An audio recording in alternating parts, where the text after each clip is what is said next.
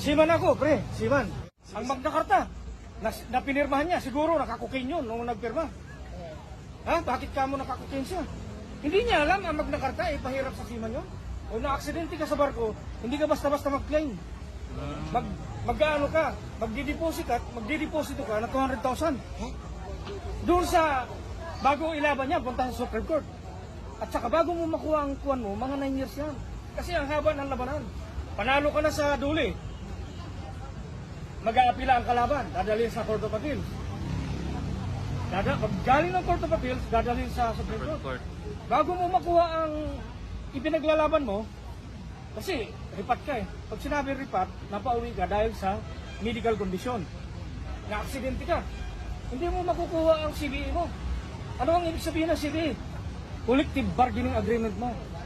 So, ibig niya sabihin, sir, ito si BBM, Walang pintang tao yan, pre. Anti-seaman yan. Yan si Tulfo, putangin na niya. Wala siyang pakinabang. So, Hindi niya ina-analyze na makaka-apekto sa seaman niyang ginawa niyang ship. Alam mo yung shipperers Magna Carta? Kung saan ang galing yan?